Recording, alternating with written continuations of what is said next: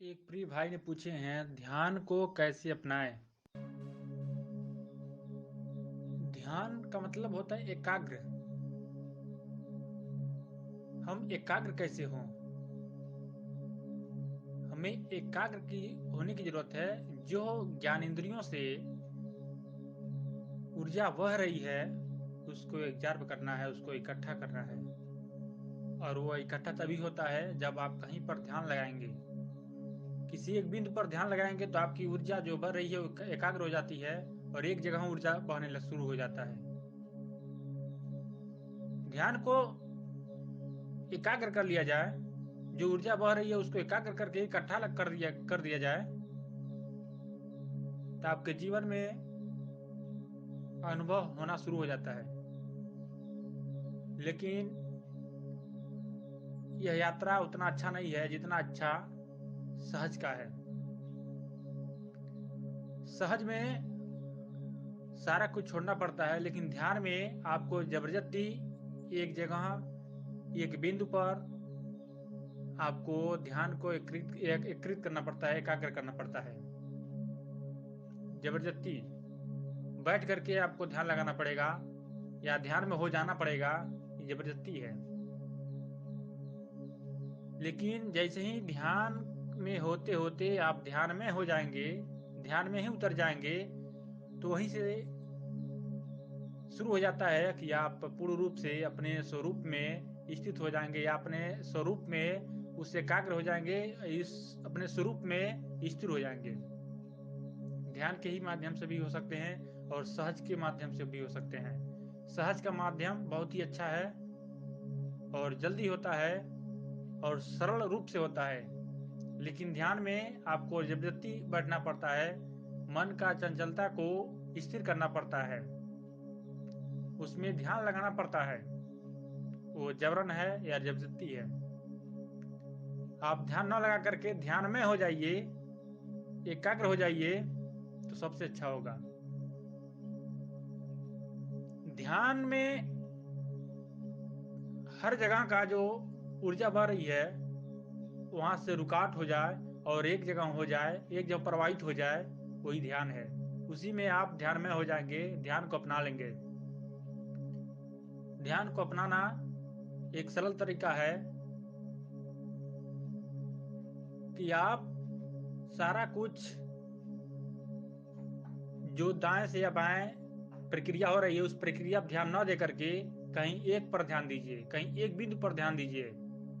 सबसे आसान तरीका है, तो आप ध्यान में हो जाएंगे। लेकिन ये भी ख्याल रहे कि अंत में ध्यान भी छूट जाएगा। आप ध्यान में जैसे ही होंगे वैसे ही आपका ध्यान भी छूट जाएगा, ध्यान में उतर जाएंगे आप। जैसे ही आप ध्यान में उतर गए वैसे ही आपका ध्यान एक जगह से जो ध्यान एकत्रित हो रहा था वो टूट जाएगा और अपने स्वरूप में स्थित हो जाएंगे। और यही प्रक्रिया सरल में होता है, सहज में होता है।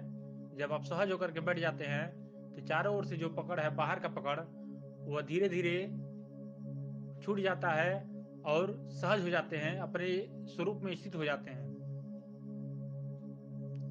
लेकिन जो व्यक्ति सहज हो गया, ध्यान में हो गया, ध्यान में ही उतर गया, तो गंतव्य एक ही होता है और रास्ता अलग अलग है, भाषा अलग अलग हो सकता है, लेकिन गंतव्य एक ही है। आप ध्यान के भी माध्यम से वहां तक पहुंच सकते हैं, आप सहज होकर भी उसी मार्ग पर पहुंच सकते हैं, उसी जगह पर पहुंच सकते हैं। लेकिन अगर ध्यान के माध्यम से जाना चाहते हैं तो आप ध्यान में हो जाइए, ध्यान में ही उतर जाइए। आपका जैसे ही बाहर का पट बंद होगा वैसे ही भीतर का पट खुल जाएगा, सहज में और ध्यान में भी। ध्यान में आपको करना पड़ता है, थोड़ा सा अपने एकाग्र बनाना पड़ता है, लेकिन सहज में सारा कुछ छोड़ना पड़ता है। ये दोनों में अंतर भी है। समानता यही है कि दोनों का गंतव्य एक ही है। अंतर यही है कि ध्यान में आपको पकड़ना पड़ता है, एक जगह एकाग्र होना पड़ता है, और सहज में आपको सारा कुछ छोड़ना पड़ता है, वहां पर ध्यान नहीं लगाने की आवश्यकता है। जैसे ही पूरा सहज में सब कुछ छूट गया तो केवल एक ही बचता है, वह अपना गंतव्य, वह परम ऊर्जा, वो आप ही बचते हैं।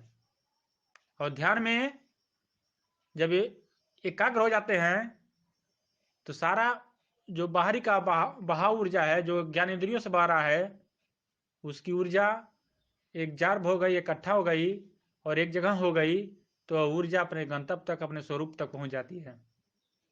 वो अपने केंद्र तक आ जाती है। जो परिधि से वो ऊर्जा बह रही है, वो केंद्र में आ जाती है। ध्यान में, ध्यान और सहज दोनों एक ही सिक्के के दो पहलू हैं, लेकिन एक में एकाग्र होना पड़ता है, एक में सारा कुछ छोड़ना पड़ता है। सहज में छोड़ना पड़ता है, ध्यान में एकाग्र होना पड़ता है, कहीं ध्यान लगाना भी पड़ जाता है। यही दोनों में अंतर है।